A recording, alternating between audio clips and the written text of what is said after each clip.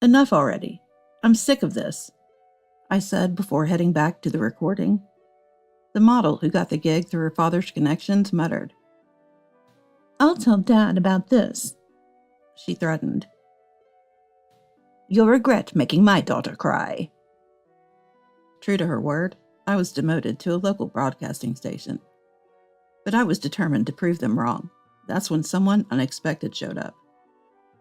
I'm Derek Watson, an aspiring director. In college, I got hooked on a variety show and ended up joining the production company that made it. It was a grueling job, but I loved helping comedians reach a wider audience. Becoming a director who could count on these funny folks was my dream. Now I'm discussing next week's variety show with the producer. Watson, what props are we using for this segment? Well, that comedy duo is great with physical comedy, so I'm thinking of getting some quirky props. We're planning to have a comedian who won Last Comic Standing and is slowly gaining media attention as a guest. Not widely known yet, but with the right impact on the audience and a little help from social media, they could really take off. It could be their big break and start a trend where appearing on our shows means making it big. I love the challenge of figuring out how to introduce this comedian to the world. Hey, your phone's ringing. Oh, sorry. I stepped out of the conference room with my mobile phone. Hello. Watson, long time no see. How's your schedule looking for the week after next? It was the director from my previous show. The week after next? Let me check, I said, checking my calendar.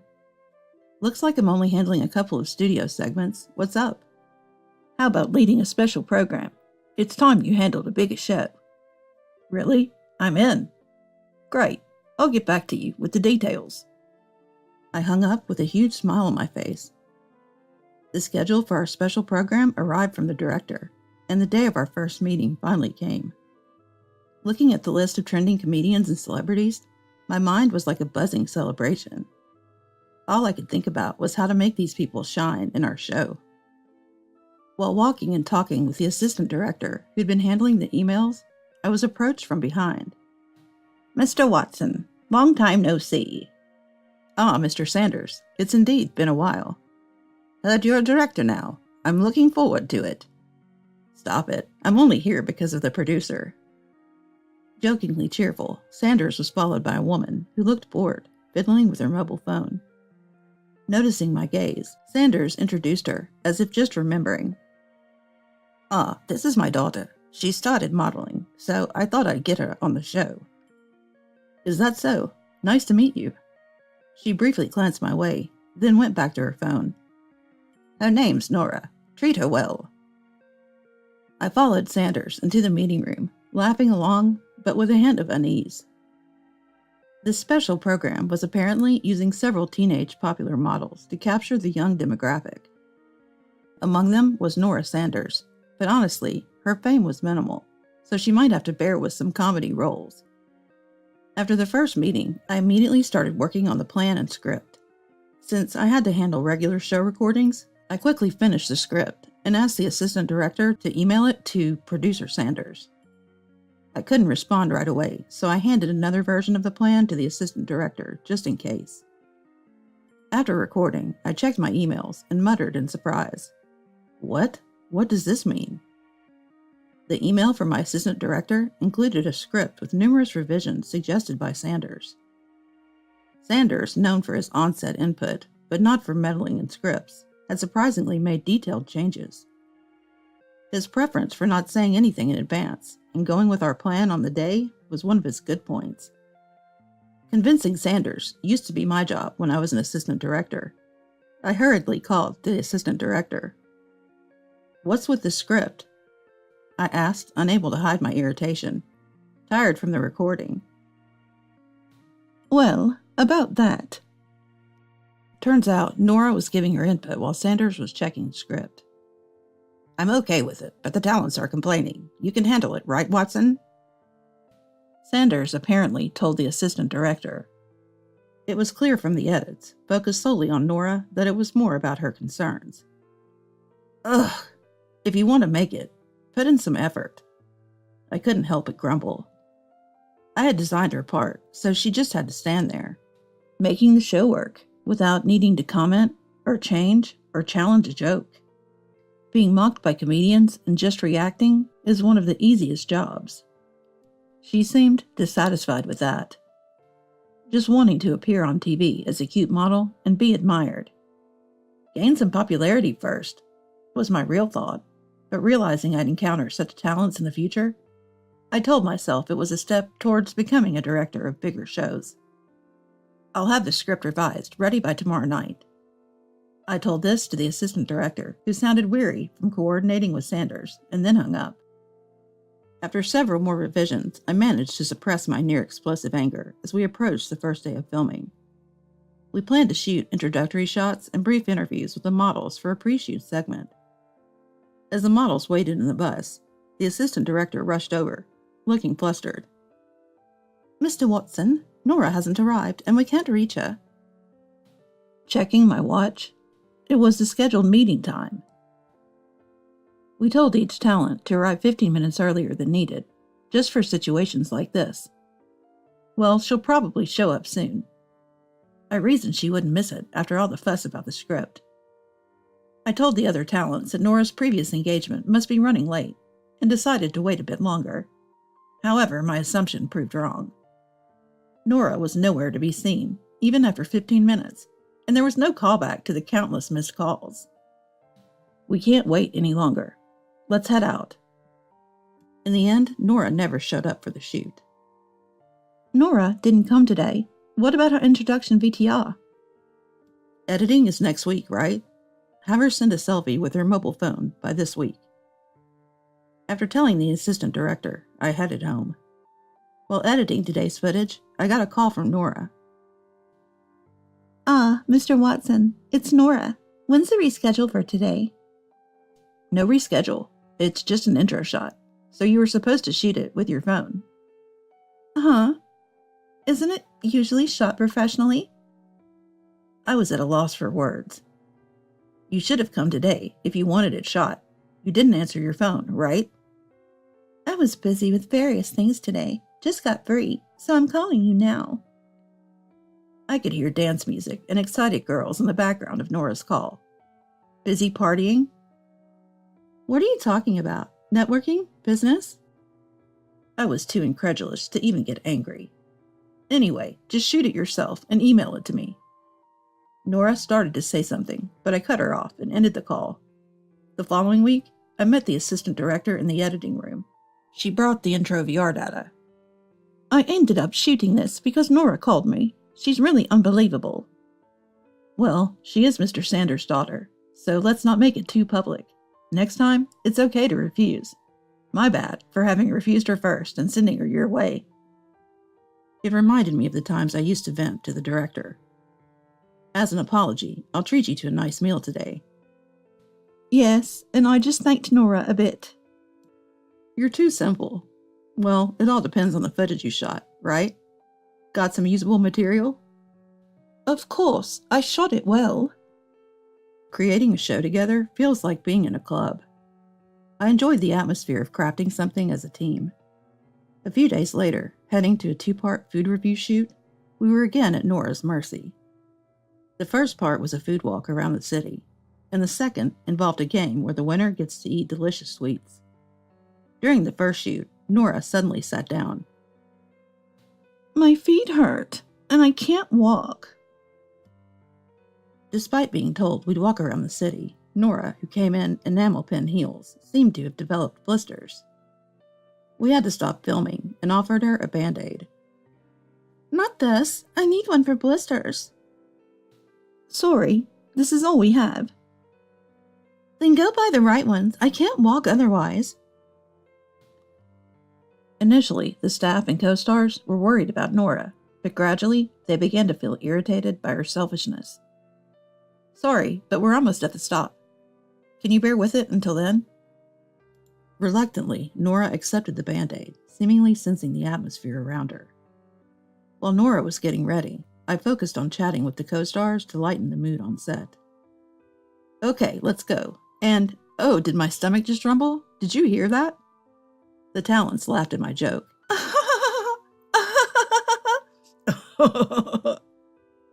Okay, for real this time. Starting. 3, 2... We finally made it to the restaurant. While the assistant director was confirming the cooking segment, I sat down and decided to speak with Nora. You know, I think you should have a bit more professional awareness. Not showing up for the shoot or causing delays because of personal issues might seem minor to you, but it's actually quite unprofessional. So, TV is all about pretending? You want me to act like my feet don't hurt?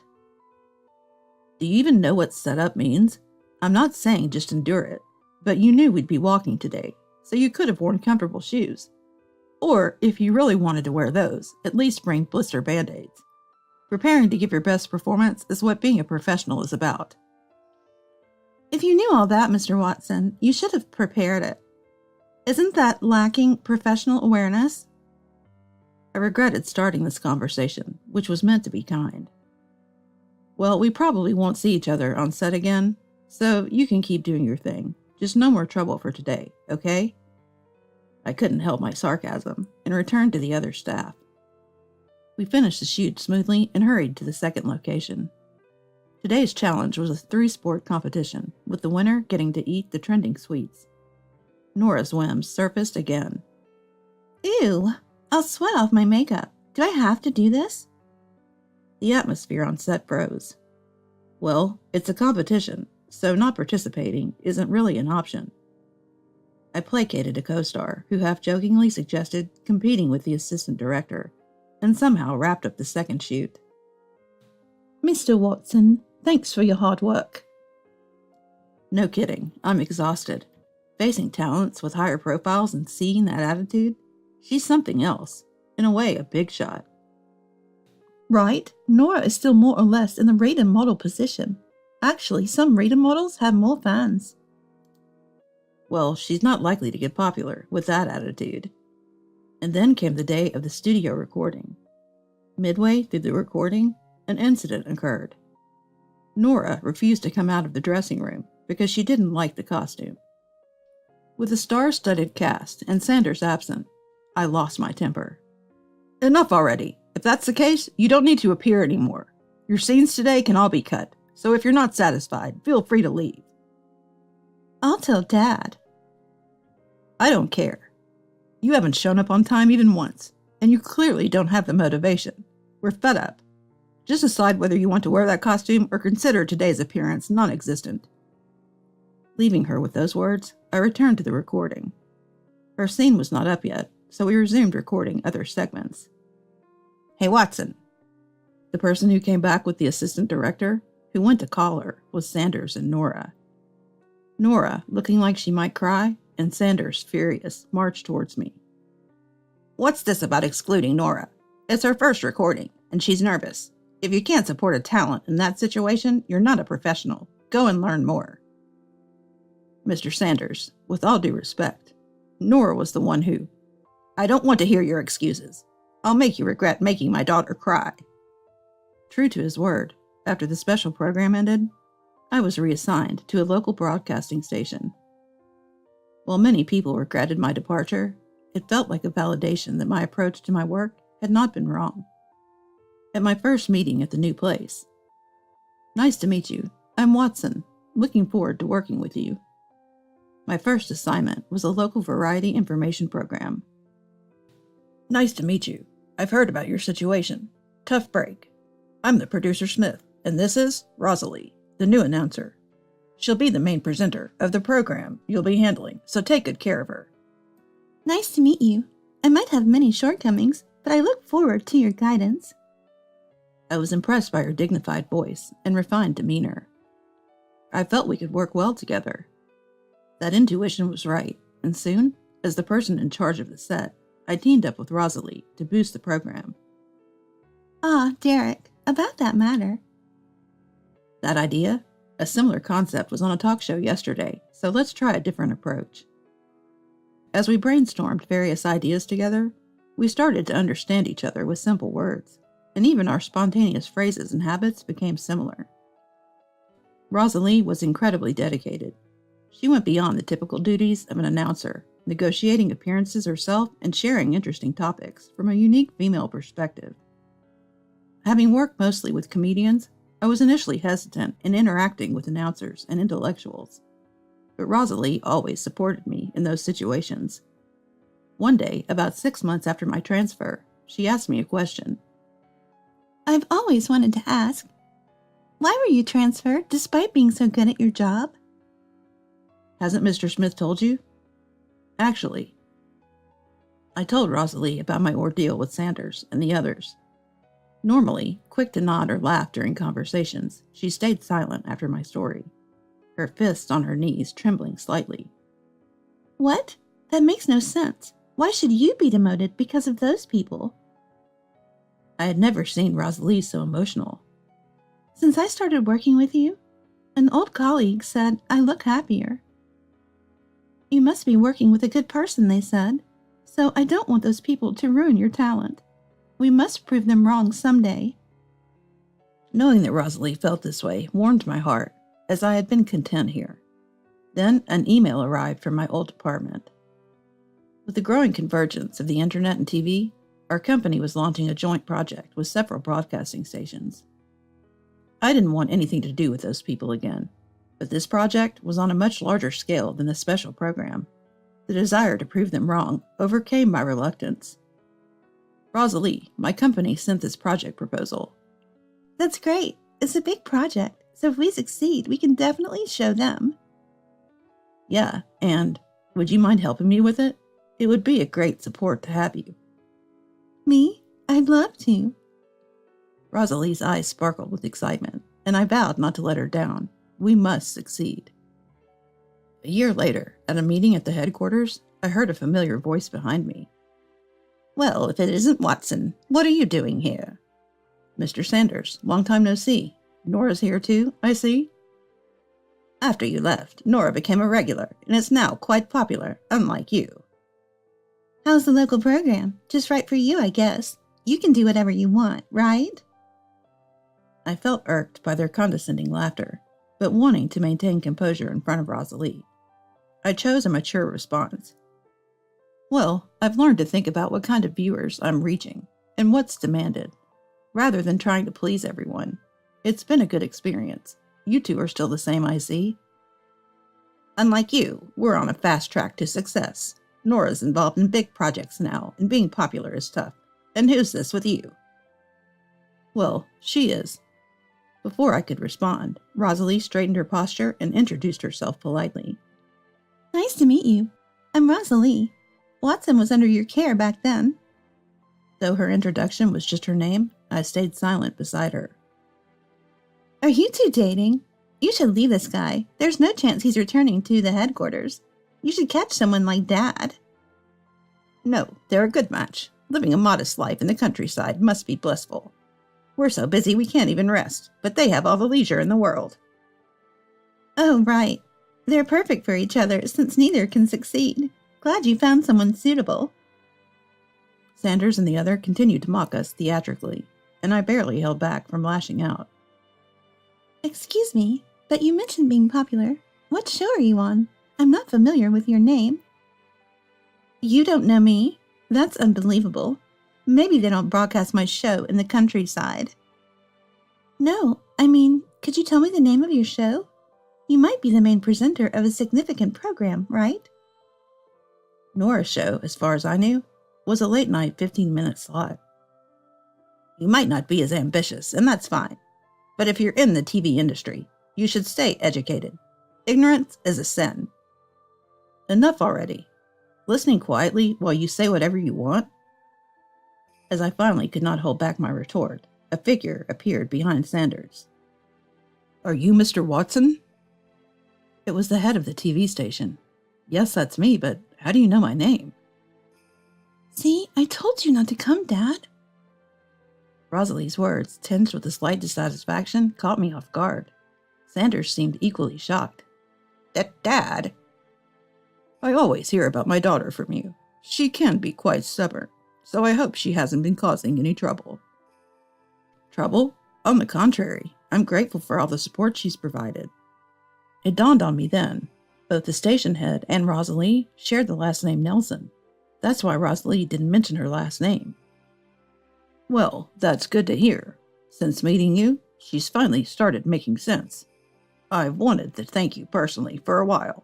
I'm counting on you to keep looking after her." With those parting words, Mr. Nelson, the station head, left with a smile. I was confused for a while.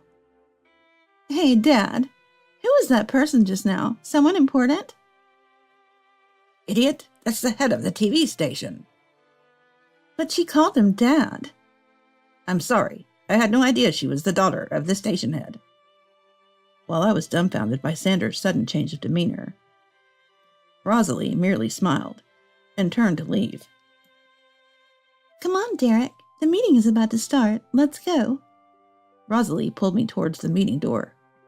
On the way back, she explained that she chose a job in the local area because the daughter of the station head, people in the headquarters, wouldn't have taught her properly, being too cautious around her. It seemed almost no one knew she was the daughter of someone in the same industry. "Hey, Derek, don't start treating me differently, because I'm the station head's daughter, okay?" "Got it. I'll try not to make a big deal of it, if I can." "You can, Derek. In fact, I need you to." Before approaching me, the station head had been listening to our exchange with Sanders and conducted some inquiries around Sanders and his associates. One revelation led to another, and it seemed that Sanders was eventually ousted from the headquarters. Rumors spread quickly in the small industry. I even heard that some local stations were refusing to work with Sanders. Whether true or not, it was evident that many were relieved not to have to work with him anymore, especially after his forceful recommendation of his daughter. In the joint project, Rosalie and I ended up overseeing the entire operation, and it was a huge success. We received a lot of appreciation and praise from the whole team. The ratings were excellent. The success, along with the accomplishments of the information variety show we created, led to my return to the headquarters.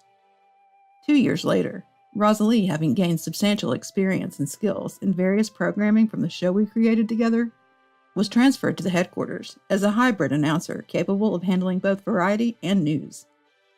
After 2 years of long-distance relationship, Rosalie is finally moving into my apartment tomorrow. I'm not sure what the future holds, but I feel like with Rosalie, we can get through anything.